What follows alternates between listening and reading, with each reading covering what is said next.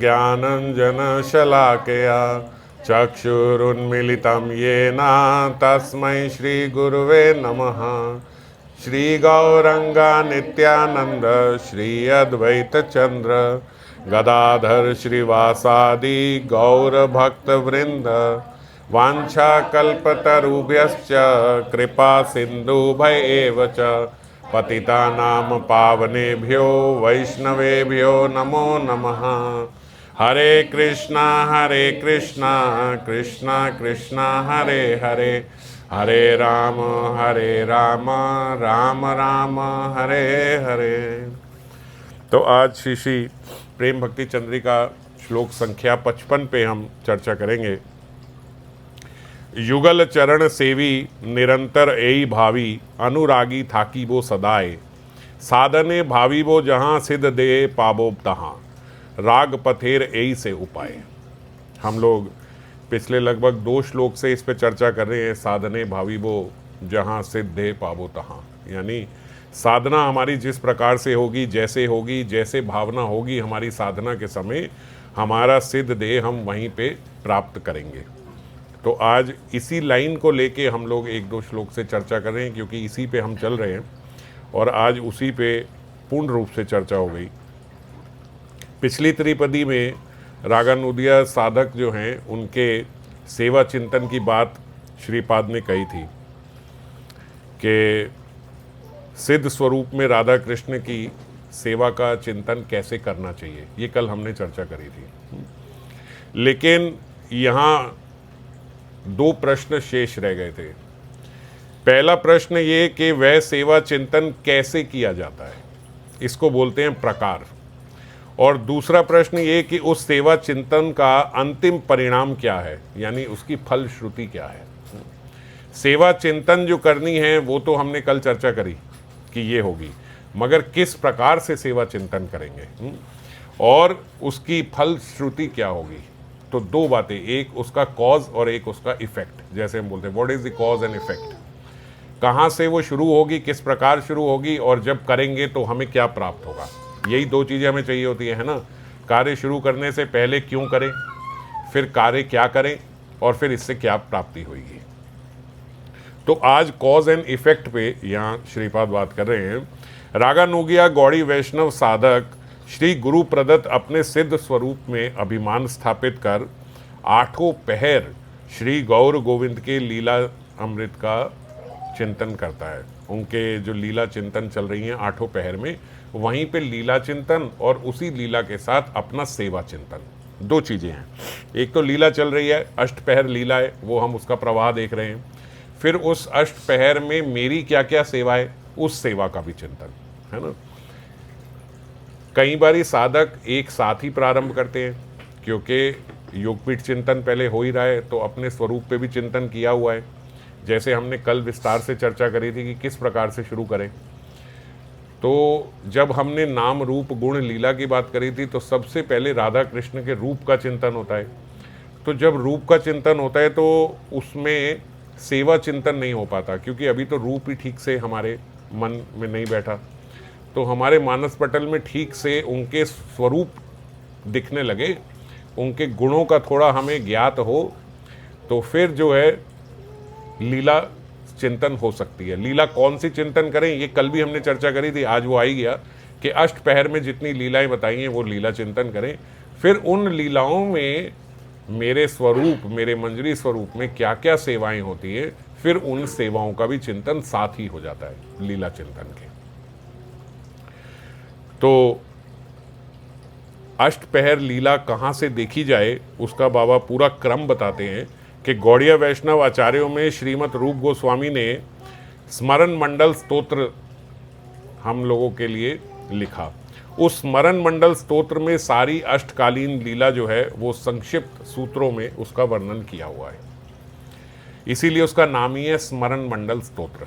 अब उसका मूल रूप से लेके, क्योंकि वो संक्षिप्त में लिखी गई है, सूत्रों में लिखी गई है, तो कृष्णदास कविराज गोस्वामी ने श्री गोविंद लीला अमृत ग्रंथ लिखा, जिसमें उसको उन सूत्रों को विस्तार कर दिया। अति विस्तार से राधा कृष्ण की अष्टकालीन लीला का वर्णन जो है वो श्री गोविंद लीला अमृत में है। तत्पश्चात श्रील विश्वनाथ चक्रवर्ती पाद ने कृष्ण भावना अमृत ग्रंथ में उन सब लीलाओं का और विस्तृत रूप से वर्णन किया। पहले किया था कृष्णदास कविराज गोस्वामी ने, और फिर श्रील विश्वनाथ ठाकुर जी ने, और उसमें आगे प्रवाह को आगे ले जाते हुए और विस्तार से और विस्तृत रूप से श्री कृष्ण भावना अमृत के नाम से ग्रंथ लिखा। फिर श्री गौरांग के लीला चिंतन के बिना श्री राधा माधव की लीलाओं का स्फुरण जो है वो संभव नहीं है। तो हम सब गौड़िया वैष्णव जो हैं वो चाहते थे कि श्रीमन महाप्रभु का भी लीला चिंतन हो। वृंदावन का तो है, नवद्वीप में हमारी क्या अष्टपहर में सेवा रहती है वो पता लगे। तो इसीलिए श्री गोवर्धन दास वासी श्रील कृष्णदास सिद्ध बाबा ने स्वयं, श्री जो कृष्णदास बाबा जी थे ना गोवर्धन के, उन्हें राधा रानी ने दर्शन दिए, और राधा रानी ने स्वयं अपने जो भजन निष्ठ वैष्णव हैं उनके लिए श्री गौर गोविंद की अष्टकालीन लीला प्रकट करने के लिए उनको आज्ञा दी। अभी तक क्या था, इससे पहले श्री कृष्ण भावनामृत ग्रंथ था और श्री गोविंद लीला अमृत थी। अब श्री गोविंद लीला अमृत क्या बन गई, ये बन गई श्री गौर गोविंद लीला अमृत। तो गौर भी हैं और गोविंद भी है, तो उसमें हर पहर में महाप्रभु का भी बताया और साथ में उनका भी बताया, और ये आज्ञा उनको दी राधा रानी ने स्वयं प्रकट होके कि ये दो। फिर उसके पश्चात उन्होंने साधक समाज महाजनों की जो अनुभूतियां हैं ये तो उनका विस्तार करते हुए आ रहे थे, जो रूप गोस्वामी ने लिखा था वहीं से विस्तार होता हुआ आ रहा है स्मरण मंडल स्तोत्र का।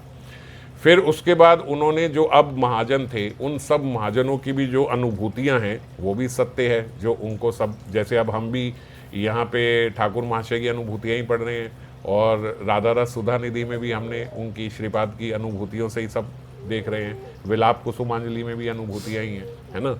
तो इनकी जो अनुभूतियाँ हैं अष्टपहर की, इनकी जो स्मरण पद्धति है वो साधक समाज महाजनों की अनुभूति के माध्यम से इस अष्टकालीन लीला रस का आस्वादन हम लोग कर सकें, इस दृष्टि से उन्होंने, श्री कृष्णदास सिद्ध महाराज जी ने, उन्होंने फिर भावना सार संग्रह लिखा। भावना सार संग्रह मतलब जो जो संत महात्माओं की भावना में था, जो जो उनको स्फुरण हो रहा था, उसका सारा भी संग्रह उसी में कर दिया। तो अब हमारे लिए जो विस्तृत रूप से है वो दो हैं, क्या, एक तो श्री गौर गोविंद लीला अमृत और दूसरी भावना सार संग्रह। गौड़िया वैष्णव साधक उन्हीं अष्टकालीन लीलाओं का निरंतर चिंतन करते हैं। हम लोग अगर अष्टपहर लीला का चिंतन करने लगे तो ये दो शास्त्र हमारे लिए पर्याप्त है इनसे चिंतन करने के लिए। तभी शील ठाकुर महाशय कहते हैं, युगल चरण सेवी निरंतर एई भावी अनुरागी थाकी बो सदाए, यानी कि मैं सदैव श्री श्री राधा कृष्ण युगल के चरणों की सेवा का चिंतन करते हुए उनमें अनुरागमय रहूँगा। युगल चरण सेवी निरंतर एई भावी, निरंतर कैसे होगा, निरंतर तभी हो सकता है जब अष्टपहर, आठों पहर 24 घंटे में हमें पता है कि ये हो रहा है। अनुरागी थाकी वो सदाए, और मैं इनमें पूर्ण रूप से अनुराग रहित रहूँगा जो ये मैं लीलाओं का चिंतन करूँगा। साधने भावी वो जहाँ सिद्ध देह पावो तहाँ राग पथेर यही से उपाय। यहाँ इस पथ का, राग भजन का यही उपाय है कि जो हम साधना कर रहे हैं वही हमें प्राप्त होगा। श्रीमद् जीव गोस्वामी ने भी अपने भक्ति संदर्भ ग्रंथ में एक श्लोक लिया है। कुछ श्लोक पहले बाबा ने इसका रेफरेंस पहले भी दिया था कि ये श्री गरुड़ पुराण का जो एक श्लोक है वो जीव गोस्वामी ने भी अपने भक्ति संदर्भ में यहीं से उदाहरण लिया है, नवदा भक्ति का बताते हुए कि यदि एक मुहूर्त भी श्री हरि के ध्यान के बिना बीतता है तो उसमें साधक को रोना चाहिए, और ऐसे रोना चाहिए कि जैसे किसी दस्यु द्वारा सर्वस्व लुट जाने पे कोई संसारिक व्यक्ति रोता है, वैसे ही एक साधक को रोना चाहिए। किसके लिए, कि उसका वो समय निकल गया, मेरा वो समय लुट गया इस संसार में जिस समय में मैंने भगवान का भजन नहीं किया। हम लोग इस बात को समझते नहीं है, पर कभी कभी जब चिंतन होता है तो बड़ा भयानक लगता है कि सबसे लिमिटेड वस्तु अगर किसी व्यक्ति के पास है तो वो समय है। बाकी सब चीज़ आप कमा सकते हो। कितनी बारी सेहत बहुत ख़राब हो जाती है, फिर भगवान की कृपा से वो ठीक भी हो जाती है। हम बीमार हो जाते हैं, बीमारी ठीक भी हो जाती है। हमारा धन का नुकसान हो जाता है वो वापस हम रिकवर कर लेते हैं, कोई चोरी हो जाती है वो भी रिकवर हो जाता है, कोई नुकसान हो जाता है वो भी रिकवर हो जाता है, यहाँ तक कि कोई रिश्ते में भी हमारा नुकसान हो जाए तो वो भी जीव कहीं ना कहीं से रिकवर कर लेता है, ठीक है। लेकिन किसी भी प्रकार से जो समय का नुकसान हो रहा है वो समय वापस नहीं आ सकता। हम सबसे हल्के में समय को लेते हैं, और जबकि सबसे भारी अगर कोई हम पे पड़ेगा तो वो समय ही पड़ेगा, क्यों, ये समय वापस नहीं आ सकता। जो समय हमने खराब कर दिया वो समय वापस नहीं आ सकता। और जब अंतिम समय पे ऐसा लगता है कि इस जन्म में ऐसा अवसर मुझे मिला था कि मैं क्या नहीं कर सकता था लेकिन मैंने नहीं किया, कौन सा ऐसा अवसर था, जब ऐसा अवसर आएगा कि हम अब बहुत कम समय रह गया और हमें लगेगा कि कौन सा ऐसा अवसर था जो मुझे नहीं मिला था, और खोजने में भी हम ऐसा ढूंढ नहीं पाएंगे कि भाई मैं क्या नहीं कर सकता था। मैं चाहता तो मैं सब कर सकता था, मेरे पास सब सुविधाएं थी, भगवान की कृपा से संग भी मिला था, शास्त्र भी मिले थे, सदगुरु भी मुझे प्राप्त हो गए, पथ का भी मुझे पता लग गया, सहयोगी भी थे उस पथ पे आगे ले जाने वाले, मेरे गुरुजन भी थे, सब थे, पर फिर भी पता नहीं कैसे मैंने अपना समय इतना ख़राब कर दिया।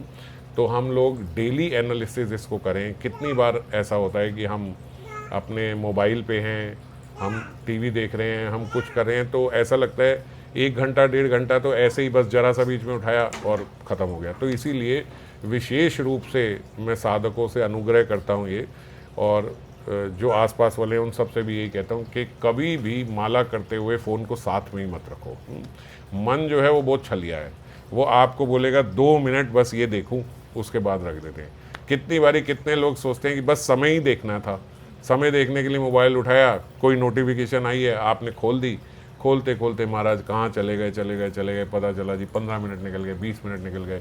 और मैं तो ऐसे साधकों को भी जानता हूँ जो कहते घंटा घंटा निकल जाता है मोबाइल करते करते, घंटे बाद फिर बड़ा बुरा लगता है कि 1 घंटा ऐसे ही ख़राब कर दिया।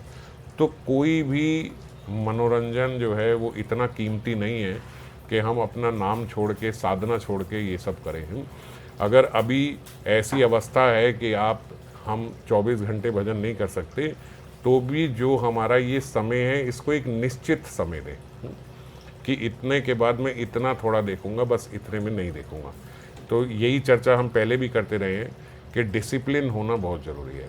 डिसिप्लिन क्या है, जैसे मैंने विस्तार से ये बताया हुआ है कि हमारा पूरे दिन का एक ग्रिड होना चाहिए। ग्रिड समझते हो ना, जो ऐसे सब होता है कि एक दिन को भी जैसे 8 पैरों में डिवाइड किया हुआ है ना, लीला चिंतन करते हैं तो 8 पैरों में डिवाइड करा एक दिन को। ऐसे ही हमारी एक ग्रिड साधना होनी चाहिए कि मुझे पता हो कि मैं रोज़ सुबह अपने नाश्ते से पहले इतनी माला कर लेता हूँ। आधा घंटा ऊपर नीचे हो सकता है लेकिन इससे ज़्यादा नहीं, और जो हमारा माला है वो भी 10% ऊपर नीचे हो गई, इससे ज़्यादा नहीं। मतलब अगर मेरी सुबह 50 माला होती है, कभी 45 हो गई, कभी 55 हो गई, चलेगा, लेकिन एक बेस होना चाहिए कि मैं सुबह उठ के इतनी माला नाश्ते से पहले करता हूँ, फिर इतनी मेरी लंच तक होती है, या कोई कहे फिर उसके बाद मुझे काम होता है, फिर मैं शाम तक अपनी गणना वाली माला नहीं कर रहा, काउंटर पे जितने नाम लेते रहे लेकिन गिनती वाली माला नहीं होती, फिर शाम के बाद मैं इतने से इतने के बीच में इतनी माला करता हूँ। जो भी मेरा एक शेड्यूल बना है उस शेड्यूल में ही मुझे चलना है। अगर सबसे बड़ी गलतफहमी एक जीव को जो होती है वो ये होती है, ये बहुत बड़ी गलतफहमी, मतलब मैं अगर हजारों साधकों से मिला हूँ तो उसमें 90% लोगों को ये गलतफहमी होती है कि अगर मैं डिसिप्लिन में आऊँगा तो मैं दुखी रहूँगा, तो मैं बहुत बंधा हुआ महसूस करूँगा, तो मुझे ऐसे लगेगा कि जैसे मैं घुट गया हूँ, मुझे मेरी फ्रीडम छिन गई है। ये बहुत बड़ी भ्रांति है, ये बहुत बड़ा भ्रम है।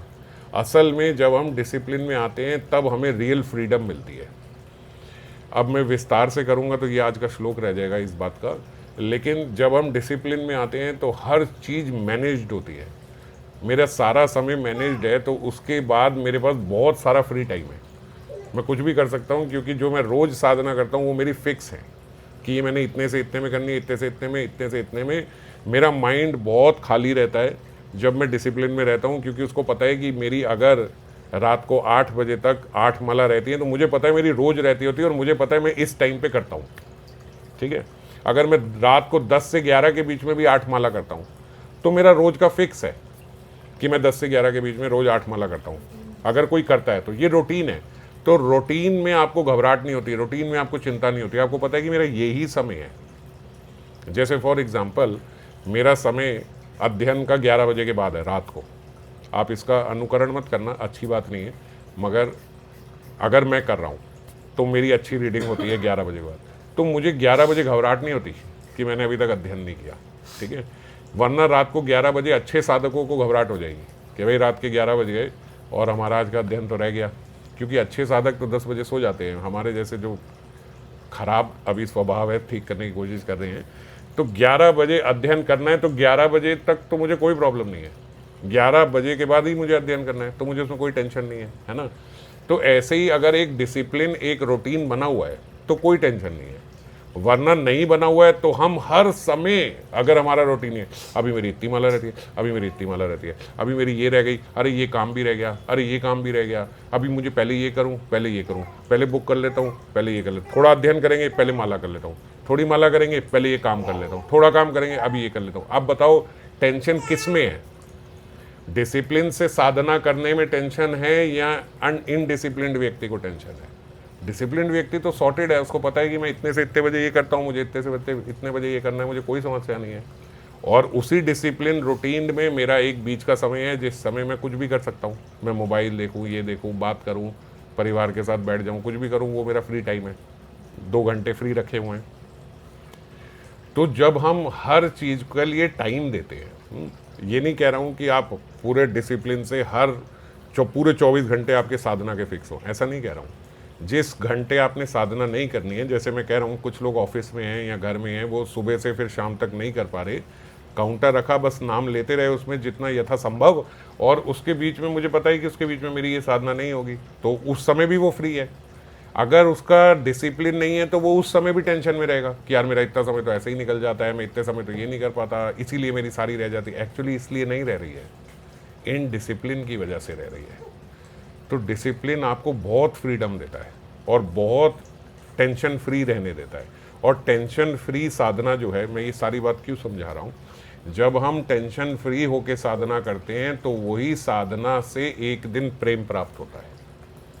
जब आप साधना केवल नियम की पूर्ति के लिए कर रहे हो, बहुत टेंशन में कर रहे हो, ये नहीं किया नियम रह जाएगा, अभी नहीं हुआ ये रह जाएगा, फिर रात को मुसीबत की तरह इतनी माला रह गई, इतनी जल्दी जल्दी रीडिंग करेंगे, ये करेंगे, ये सब जब इस प्रकार से किया जाता है तो उससे क्या होता है, जो आप कर रहे हो साधना, वो साधना भी आपकी एक प्रकार से निष्फल ही है। तो जैसे हम कह रहे हैं ना, साधना की फलश्रुति क्या है? साधना की फलश्रुति क्या है कि वहां पे आपको प्रेम प्राप्त होगा। मगर ऐसी साधना से प्रेम कैसे प्राप्त होगा जो साधना करते हुए ही आपको अच्छा नहीं लग रहा, जो साधना आपके लिए बर्डन बन गई। बर्डन में किया हुआ काम कभी आपको प्रेम नहीं देगा।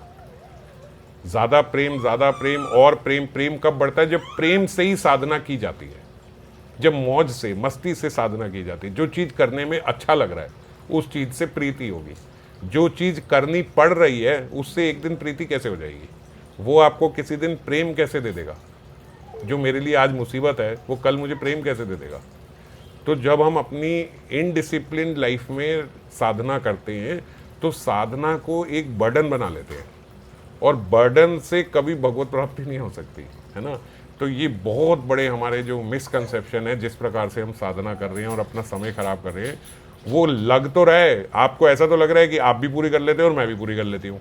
अगर एक भी दिन आपकी साधना नहीं रही तो एक भी दिन मेरी भी नहीं रही। मेरा भी नियम पूरा होता है, आपका भी नियम पूरा। नियम डिसिप्लिन वाले का भी पूरा हो रहा है और इनडिसिप्लिन वाले का भी पूरा हो रहा है।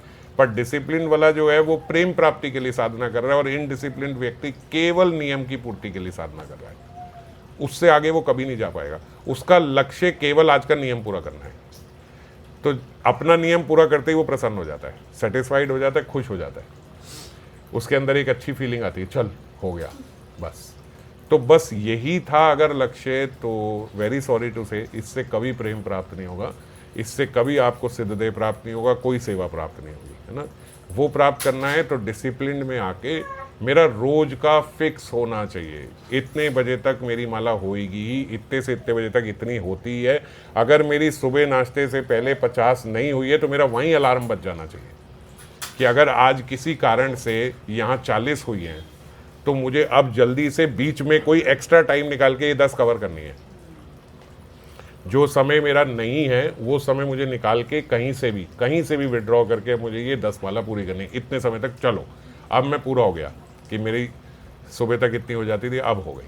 अब शाम को जब मैंने 50 के बाद से जहाँ शुरू करनी है, 50 के बाद से 51 से ही शुरू होगी, है ना, तो मैं फ्री हो गया। ऐसे साधना होनी चाहिए। ऐसी साधना से फिर प्रेम प्राप्त होता है, क्योंकि वो आप साधना फिर मन से कर रहे हो, वरना केवल नियम के लिए होगी। जितना मर्जी हाथ पैर मार लो, इनडिसिप्लिन व्यक्ति कभी प्रेम से नहीं कर सकता। वो बर्डन की तरह ही करेगा, नियम के लिए ही करेगा। नियम के लिए की गई साधना से प्रेम प्राप्ति नहीं होती। तो यहां बोल रहे यदि एक मुहूर्त भी श्री हरि के ध्यान के बिना निकले तो ऐसा समझना चाहिए मेरा सब लुट गया। क्यों? क्योंकि ये समय कुछ भी करके वापस आने वाला नहीं है। जो एक क्षण निकल गया निकल गया निकल गया, अब ये क्षण कभी वापस नहीं आएगा, आप जो मर्जी कर लो। तो इसीलिए बहुत ध्यान रखना चाहिए समय का।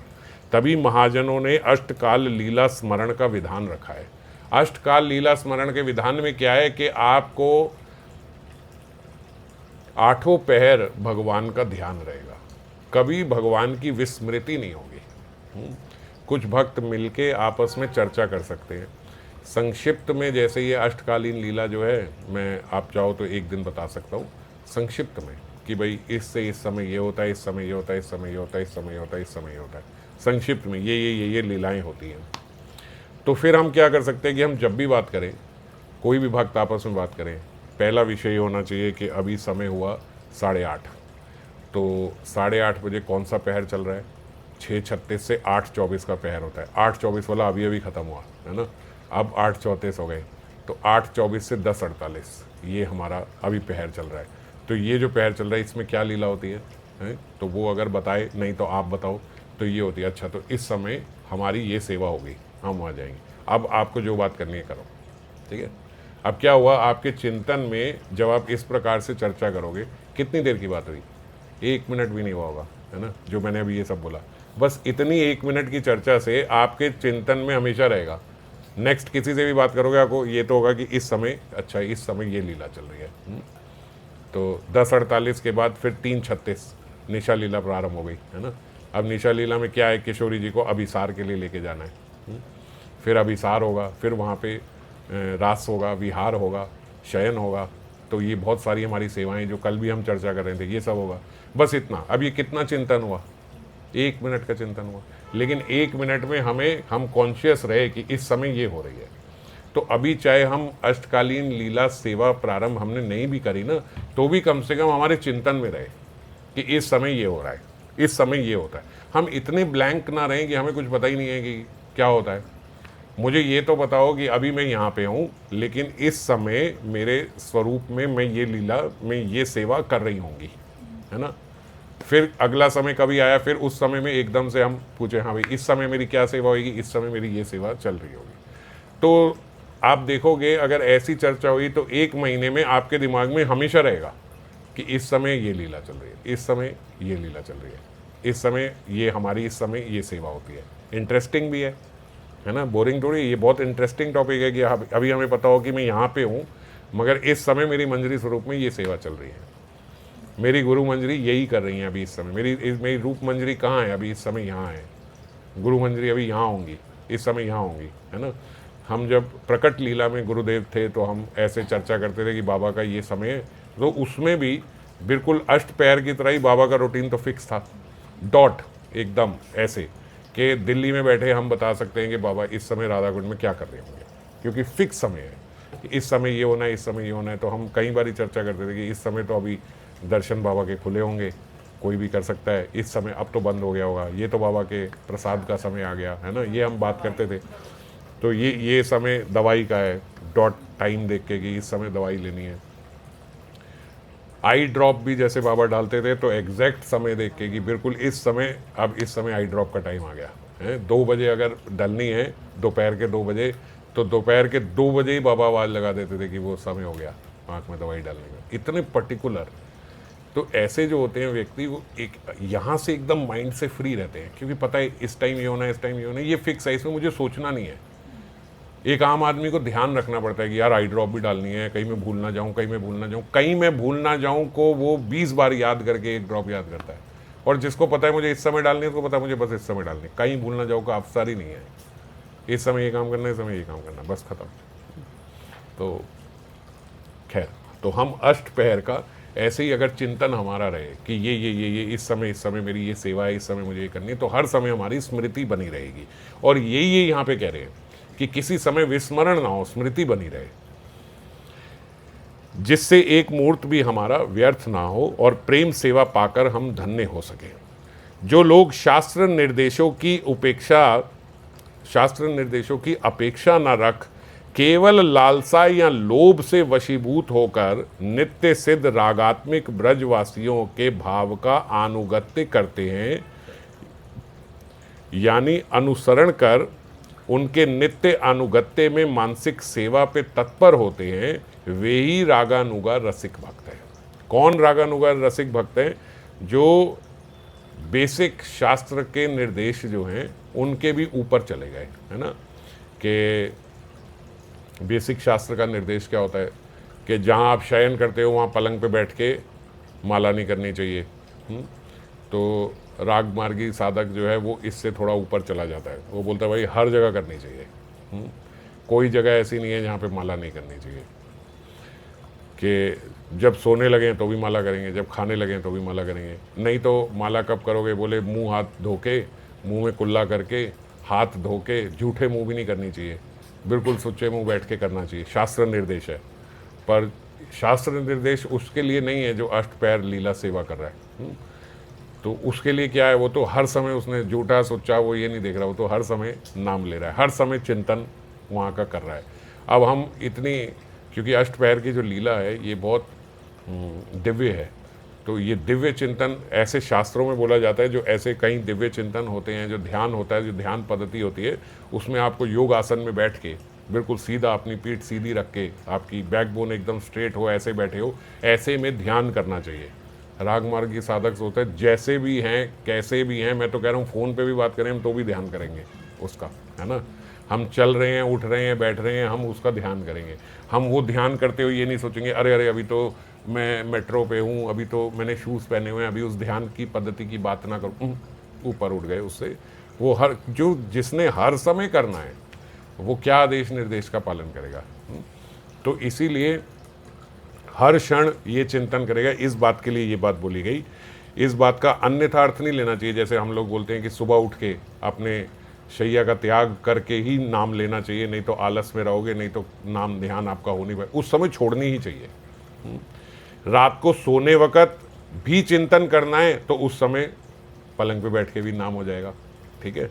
लेकिन जो सुबह आपके नियम का है उसमें आपको त्याग करनी है। आप उसमें ये ना समझना ठीक है हमें तो कभी भी करनी है, तो सुबह भी कंबल ओढ़ के पलंग पे ही बैठ के आप माला कर रहे हो, वो नहीं, ऐसा नहीं करना चाहिए, ठीक है। एक्स्ट्रा करना है, जो एक्स्ट्रा करना है उसमें शास्त्र निर्देशों की बात नहीं आएगी, क्योंकि वो हम बहुत एक्स्ट्रा कर रहे हैं उससे जो बात बोली गई है।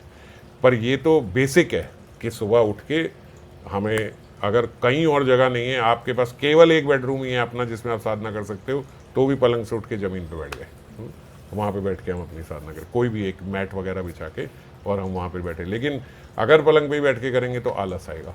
कुछ ऐसे भी साधक हैं, मैं जानता हूँ, जो घर में इतना अनुकूल एटमॉस्फेयर नहीं है, तो उन्हें साधना सुबह की पलंग पे ही करनी पड़ती है।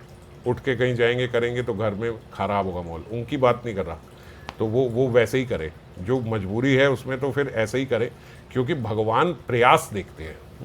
इसीलिए यहाँ पे ये बात बोली, इस बात को ध्यान देना, जो शास्त्र निर्देशों की अपेक्षा न रख केवल लालसा या लोभ से वशीभूत होकर, जो लालसा से साधना कर रहा है कि आप मुझे कहीं नहीं उठने दोगे तो मैं यहाँ बैठ के भी करूँगा, आप मुझे खड़े भी नहीं होने दोगे मैं लेटे लेटे भी करूँगा, ये लालसा से की गई साधना है। इससे भगवान बहुत प्रसन्न होते हैं। इसमें फिर शास्त्र निर्देश नहीं आते आप पलंग पे कर रहे हो, कहाँ कर रहे हो, ये कर रहे हो, वो कर, क्योंकि उसके भीतर लालसा है। आलस से की हुई व्यक्ति की जो साधना है उससे भगवान प्रसन्न नहीं होते, लालसा से की हुई साधना से भगवान बहुत प्रसन्न होते हैं। तो लालसा लोभ से वशीभूत होकर जो नित्य सिद्ध हमारे जो रागात्मिक, ये जानी कि जहाँ से हम ये पद्धति सुन रहे हैं, जहाँ से ये कृष्ण भावना भार संग्रह आ रही है, गोविंद लीला अमृत जहाँ से आ रही है, इनको पढ़ते हुए, इनके भाव का अनुसरण करते हुए, इसमें बाबा ने खास लिखा है अनुसरण करते हुए, अनुकरण करते हुए नहीं। जैसे मैंने अभी आपसे कहा कि मैं रात को 11 बजे अध्ययन कर रहा हूँ, आप अनुकरण ना करना इसका। अनुकरण करना आप 11 बजे, मैं भी 11 बजे करूँगा, ऐसे नहीं करना, अनुसरण करना है। अनुसरण मतलब रोज मन से अध्ययन होना चाहिए। समय आप अपना देख लो, आपका कब मन लगता है अध्ययन में, जब मन लगे उस समय करना चाहिए, ये अनुसरण है। आप 11 बजे करो, मैं भी 11 बजे करूँ, ये अनुकरण है, ये नहीं करना। इसलिए बाबा ने यहाँ खास लिखा है अनुकरण नहीं करना। जो बोला है, जैसे लोभ से बोला है, लोभ से करना है। जिस समय आपके रूटीन में अच्छा आता है, आप उस समय अच्छे से मन से करो। और ऐसा अनुसरण करके नित्य अनुगत्य में मानसिक सेवा से तत्पर होते हैं साधक, वे ही रागानुज्ञा रसिक भक्त है। इनको रसिक भक्त बोला जाएगा, जो लोभ से साधना कर रहे हैं। तभी रागानुगा भक्ति के साधन के विषय में लिखा है, बाह्य अंतर इहर दुई तो साधन, बाह्य साधक दे करे श्रवण कीर्तन, मने निज सिद्ध दे कोरिया भावन, रात्रि दिने करे कृष्णेर सेवन। ये हम बहुत बार चर्चा करते हैं इस पे, चैतन्य चरितामृत में। बाह्य अंतर इहर दो ही तो साधन, बाहर और अंतर के दो अलग अलग साधन हैं।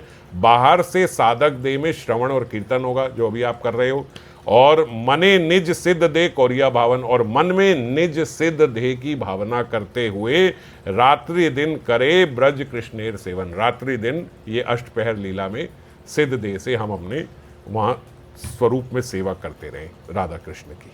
इसीलिए रागानुगा गौड़ीय वैष्णव साधक विश्व में मूक होकर स्वरूप आवेश में अनुराग में भजन जीवन यापन करते हैं। इसीलिए जो गौड़ीय वैष्णव साधक होते हैं वो इस संसार में मूक ही रहते हैं। यहाँ के संसार में मूक रहना मतलब यहाँ के विषयों के बारे में ना ज़्यादा जानते हैं ना ज़्यादा बोलते हैं। यहाँ ये हो रहा है, वहाँ वो हो रहा है, यहाँ ये हो रहा है, वो हो रहा है। महाराज हमको फुर्सत नहीं है, हम अपने सिद्ध देह में वहाँ सेवा कर रहे हैं, वहाँ वही हो रही है हमारी। तो आपके यहाँ लड़ाई हो रही होगी, आपके यहाँ झगड़ा हो रहा होगा, आपके यहाँ कलेश हो रहा होगा, हमारा तो सेवा चल रही है, हम तो वो कर रहे हैं, हम यहाँ नहीं है। अनुराग थाकी वो सदाए। इस प्रकार नित्य सिद्धों के अनुगत्य में भजन करने से उनके भाव के साथ तदात्म्य प्राप्त करके साधक श्री गुरु मंजरी की कृपा से मंजरी स्वरूप से कुंज सेवा पाकर धन्य होता है। अनुराग के साथ सेवा करनी है, अनुराग के साथ। नियम नहीं है इसका, ये नियम की सेवा नहीं है, ये लोभ मूलक है। मज़ा आए ये करने में, मज़ा आए ये चर्चा करने में, मुसीबत में नहीं कि सुनो एक बात करनी थी, अच्छा पहले वो बता दो, वो बोला हुआ था इस टाइम का कि क्या हो रहा है, ये हो गया, अच्छा हाँ अब मेरी बात सुनो। ऐसे थोड़े की बात करनी है। अनुराग ही नहीं है अगर, तो केवल औपचारिकता के लिए थोड़ी ये बात करनी है। अनुराग से, क्योंकि हमने वहाँ जाना है। अगर हमने वहाँ जाना है तो अनुराग आएगा, है ना। अगर हम तत्पर हैं कि मैंने अपनी सेवा प्रारंभ करनी है, जल्दी से जल्दी मुझे उस देह में अपना अभिनिवेश डालना है, तो मज़ा आएगा, तो बात होगी ये बात करने की। और अगर वो लक्ष्य ही नहीं है तो फिर अनुराग कहाँ आएगा। तो इसीलिए पहले लक्ष्य निर्धारित हो कि यही करना है हमें। और जो आप ये सब सुन रहे हो उनका लक्ष्य तो ये ऑब्वियसली है ही, तभी हम ये सब कथा सुन रहे हैं। तो साधक श्री गुरु मंजरी की कृपा से मंजरी स्वरूप से कुंज सेवा पाकर एक दिन फिर धन्य होता है। तभी ठाकुर महाशय कहते हैं, साधने भावी वो जहां सिद्ध देह पाबो तहां, राग पथेर एई से उपाय। भाई राग पथ का, इस राग मार्ग के पथ का यही एक उपाय है।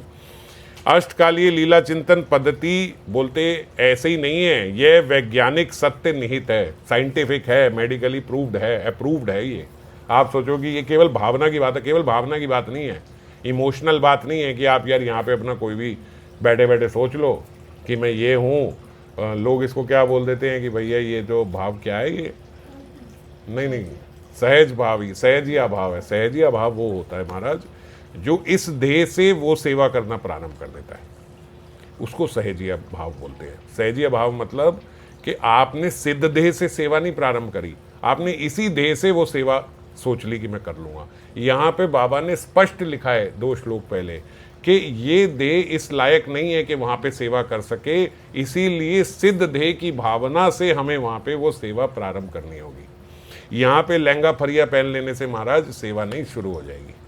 आप कहो नहीं नहीं मैं तो मंजरी हूँ, तो मैं एक स्त्री की तरह तैयार होकर लहंगा पहन के चल पड़ी कि मैं ये करूँगी, ये गलत है, ये तो मना किया है, ये आप कैसे कर रहे हो, है ना।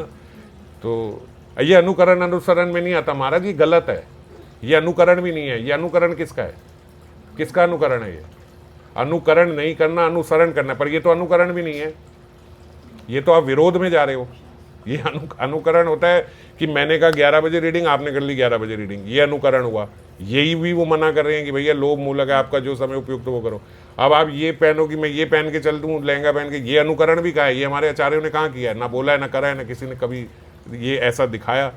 तो सिद्ध देह से सेवा होती है, इसीलिए इस बात को और ये काल्पनिक नहीं है जो सिद्ध है, उसको यहाँ क्यों बोल रहे हैं, ये साइंटिफिक है, यहाँ बता रहे हैं। देखो सबसे पहले तो छांदोग्य उपनिषद में आया है कि जीव जिस भाव का आश्रय लेता है देह त्याग के पश्चात उसी प्रकार भावान्वित होता है। जो आप जिस भाव का आप आश्रय लोगे, आपको देहांतर इस देह के बाद, इस देह की प्राप्ति हो जाने के बाद उसी भाव को आपको प्राप्ति होगी। फिर विहृद आरण्य उपनिषद में ये बात लिखी कि जीव जैसी कामना के परायण होता है वो वैसे ही कर्मों में प्रवृत्त होता है, जैसी सोच होगी वैसे ही कार्य करोगे, और जैसे आप कार्य में प्रवृत्त होगे, जैसे आप कार्य करोगे वही कार्य आपसे फिर बनने लगेंगे, वही संपादन भी होंगे, और जैसा कार्य बनने लगेगा तद अनुरूप उसी फल की फिर प्राप्ति भी होगी, है ना। तो जैसी भावना हम करेंगे वैसी भावना के अनुरूप ही हमें वो देह प्राप्त होगा। फिर भगवत गीता का उदाहरण लो, भगवत गीता में तो 8:6 में ये लिखा है, यम यम वापी स्मरण भाव त्यजंती एव कलेवरम तम तम इति एव कौन्तेया सदा तद भाव भाविता।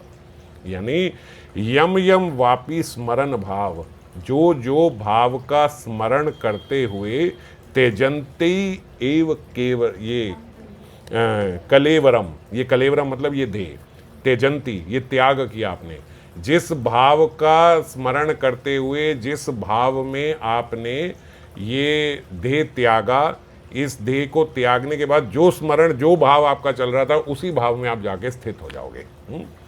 तम तम इति एव कौन्तेया, सदा तद भाव भाविता, जिस भाव भावित में आप थे, इसीलिए बोलते कृष्ण भावना भावित होना है ना। इसीलिए हमें गौड़िया को, सबको राधा कृष्ण सेवा भावना भावित होना है, ताकि हमें वही सेवा प्राप्त हो जाए। जो भावना आपकी रहेगी वहीं मन आपको उसके अनुरूप ही देह दिलवा देगा, समझ गए। क्योंकि देह दिलवाना किसने है, ये मन ने दिलवाना है।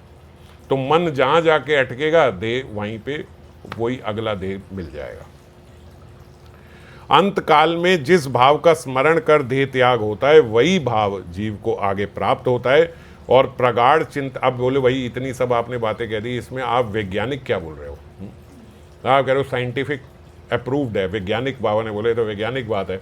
ये साइंटिफिकली क्या अप्रूव्ड है? ये तो हम शास्त्र बोलते हैं, कई लोग इसको माइथोलॉजी भी बोल देते हैं। माइथोलॉजी मतलब रियलिटी नहीं है, आपकी कल्पना है, आपने लिखा हुआ है, किसी ने शास्त्र लिख दिए, आपने उसको सत्य मान लिया। अच्छा, अगर आप ऐसा कहते हो, वैसे ऐसा नहीं है। भगवत गीता भी, हम तो भगवत गीता की हर श्लोक को साइंटिफिक मानते हैं, है ना। मगर आप विरोध भी कर सकते हो कि नहीं साइंटिफिक वर्ड आपने कैसे बोला, वैज्ञानिक कैसे बोला। तो फिर वैज्ञानिक बाबा यहाँ पे बताते कि देखो ये यहाँ पे इस जगत में देखा जाता है कि जब एक बलवान भृंगी एक कीड़े को दीवार में बंद कर देता है, ठीक है, तो वो भय से कि अब ये भृंगी मुझे खा जाएगा, वो दुर्बल कीट जो है अपने भय के कारण प्रगाढ़ चिंतन उसी का करता है। किसका? जिस भृंगी ने उसे वहां बंद कर दिया है। अब भृंगी का चिंतन करते करते करते करते इतना प्रगाढ़ डर से, प्रेम से नहीं कर रहा है, डर से उसका चिंतन करता है। और चिंतन करते करते करते करते क्या होता है कि बिना देह त्याग के वहीं वो कीड़ा जो है वो भृंगी बन जाता है। इतना उसका चिंतन, मेडिटेशन इतनी स्ट्रांग हो जाती है उस भृंगी की कि उसका देह भृंगी में ही पलट जाता है। हम क्या बात कर रहे हैं कि यम यम वापी स्मरण भाव त्यजंती एव कलेवरम, मरने के बाद तम तम इति एव कौन्तेया सदा तद भाव भाविता। बाबा बोल रहे भगवत गीता में तो इतना लिखा है। साइंटिफिक तो ये है कि यहीं पे आप स्मरण करते करते बिना देह त्याग के ही आपका वो रूप हो जाता है। पर क्योंकि ये दिव्य है, यहाँ पे इस देह से वो सेवा नहीं हो पाएगी। तो यहाँ पे चाहे आपका देह रहे, आपकी सेवा अगर उस भावना से वहाँ हो गई है, तो जैसे ये शरीर शांत होगा वैसे ही आप वहाँ पे एक्टिवेट हो गए महाराज, वो आपकी सेवा प्रारंभ हो गई। आप समझ में आया साइंटिफिक क्यों है? साइंटिफिक आज की लोग क्या कहते हैं, भैया अभी का उदाहरण बता दो। हालांकि इससे ज़्यादा मान्यता हमारे शास्त्रों की है, क्योंकि यहाँ हम उतना देख नहीं सकते जितना विस्तार शास्त्रों में दिया गया है।